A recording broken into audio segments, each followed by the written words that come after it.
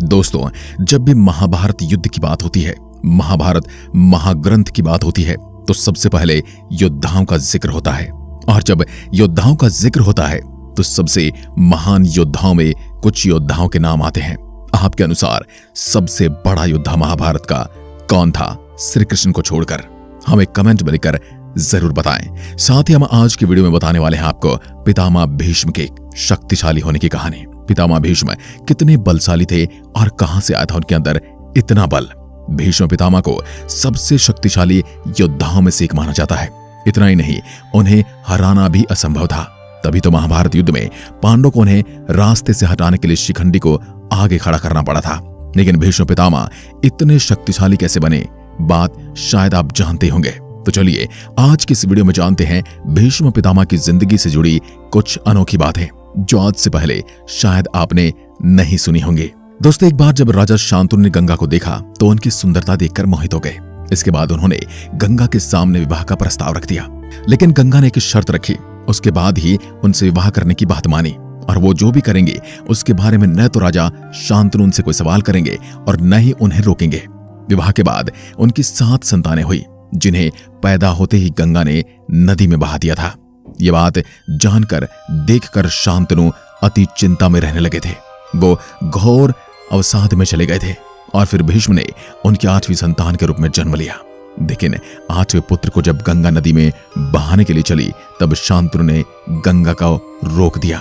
इस तरह राजा का वचन भंग हो गया और गंगा वहां से जाने लगी, क्योंकि गंगा की शर्त के अनुसार जिस दिन भी शांतनु उन्हें रोकेंगे या उनसे कोई प्रश्न पूछेंगे वह उन्हें छोड़कर चली जाएगी। उन्होंने जाते हुए कहा, ये तुम्हारे 8 पुत्र महाभाग वसु देवता हैं। वशिष्ठ जी के श्राप से ये मनुष्य योनि में आए थे और उचित समय आने पर तुम्हारा 8वां पुत्र आपको वापस मिल जाएगा। गंगा के जाने के बाद कुछ सालों बाद शांतनु एक मत्स्य कन्या पर मोहित हो गए, जिसका नाम था सत्यवती। सत्यवती से विवाह करने के लिए राजा शांतनु ने उनके पिता से उनका हाथ मांगा, लेकिन पिता ने यह शर्त रखते हुए मंजूरी दी कि सत्यवती से उत्पन्न हुआ पुत्र ही हस्तिनापुर का राजा बनेगा। तब तक शांतनु को उनका उत्तराधिकारी पुत्र देवव्रत मिल चुका था, जो कि उनकी और गंगा की 8वीं संतान थी।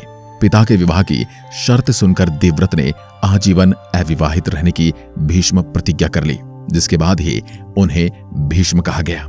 इसके बाद ही भीष्म को उनके पिता शांतनु ने इच्छा मृत्यु का वरदान दिया था।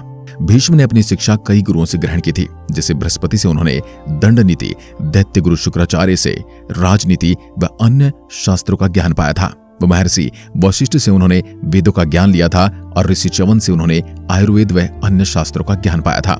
सनत कुमार से उन्होंने मानसिक और आध्यात्मिक ज्ञान सीखा। वहीं परशुराम से उन्होंने युद्ध कला, अस्त्र शस्त्र विद्या व धनुर्विद्या का संपूर्ण ज्ञान अर्जित किया था। सत्यवती से विवाह के बाद राजा शांतनु के 2 पुत्र हुए, जिनमें चित्रांगद और विचित्रवीर्य शामिल थे। चित्रांगद की मृत्यु के पश्चात विचित्रवीर्य को राजा बनाना था, इसलिए उनका विवाह भी किया गया। तभी भीष्म पितामह को पता चला कि काशी नरेश अपनी 3 कन्याओं के लिए स्वयंवर करवा रहे हैं। इसके बाद भीष्म स्वयंवर में पहुंचे, जहां उनके सामने हथियार उठाने की किसी भी राजा की हिम्मत नहीं थी और भीष्म ने तीनों कन्याओं को जीतकर उन्हें अपने साथ ले चले।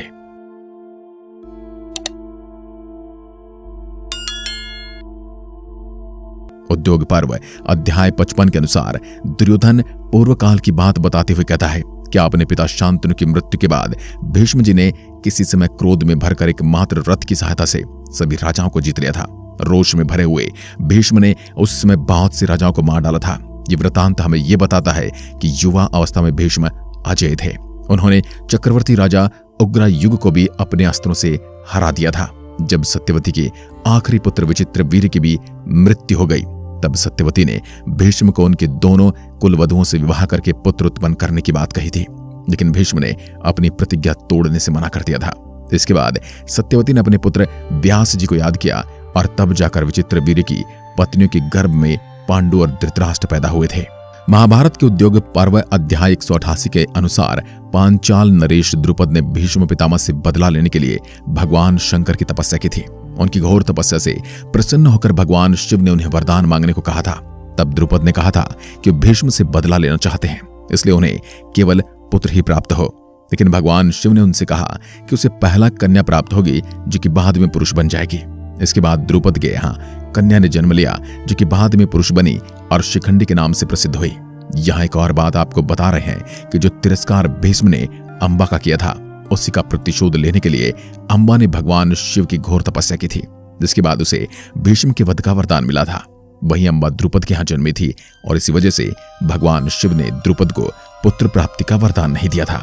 भीष्म का एक समय अपने ही गुरु परशुराम के साथ भीषण युद्ध हुआ था और यह युद्ध 23 दिनों तक चला था।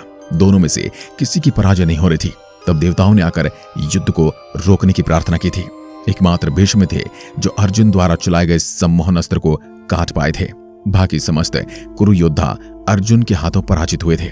अगर महाभारत युद्ध में भीष्म पितामह के योगदान को देखा जाए तो सबसे पहले कौरव पक्ष में भीष्म ही सेनापति बने थे। उन्होंने हर दिन 10,000 सैनिकों और 1000 रथ योद्धाओं का वध किया था। युद्ध के पहले ही दिन भीष्म ने राजा विराट के शक्तिशाली पुत्र श्वेत को मार डाला था। युद्ध के 7वें दिन उन्होंने अकेले ही पांडवों के सामूहिक हमले को निरस्त कर दिया था। इसके अलावा उन्होंने 3 और सामूहिक आक्रमणों को विफल कर दिया था। उन्होंने पांडव पक्ष के शक्तिशाली योद्धा भीम, धृष्टद्युम्न, अभिमन्यु आदि योद्धाओं को पराजित किया था।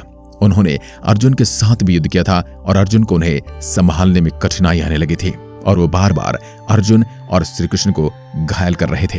ये देखकर एक बार तो भगवान कृष्ण को इतना क्रोध आया कि उन्होंने भीष्म को मारने की ठान ली थी और उन्होंने अपना सुदर्शन चक्र निकालकर भीष्म की ओर भेजने ही वाले थे कि अर्जुन ने उन्हें रोक लिया था।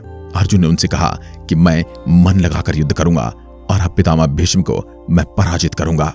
तब जाकर श्री कृष्ण रुके थे। अब जरा सोचिए, भीष्म ने उस दिन कैसा पराक्रम दिखाया होगा कि स्वयं भगवान कृष्ण को भी अपना प्रण तोड़ना पड़ गया था। दोस्तों, ये बात तो सच है कि जब तक भीष्म कौरव के सेनापति थे तब तक पांडव किसी भी कौरव योद्धा का वध नहीं कर पाए थे। भीष्म ने खुद ही अपनी मृत्यु का रहस्य पांडवों को कहा था, जिसके बाद शिखंडी को साथ लेकर अर्जुन ने भीष्म पितामह से अंतिम युद्ध किया था। इस युद्ध में शिखंडी को सामने खड़ा देखकर भीष्म पितामह ने अपने शस्त्र रोक लिए थे, जिसके बाद अर्जुन ने एक के बाद एक उनके शरीर को बाणों से भर दिया था। कुरुक्षेत्र युद्ध के 40 दिन बाद उत्तरायण के पहले दिन उन्होंने अपने प्राण त्यागे थे। आज की वीडियो में बस इतना ही। यदि आप भी कोई अलग से जानकारी जानते हैं पितामह भीष्म के बारे में तो कमेंट में लिखकर बता सकते हैं। धन्यवाद। जय हिंद, जय भारत।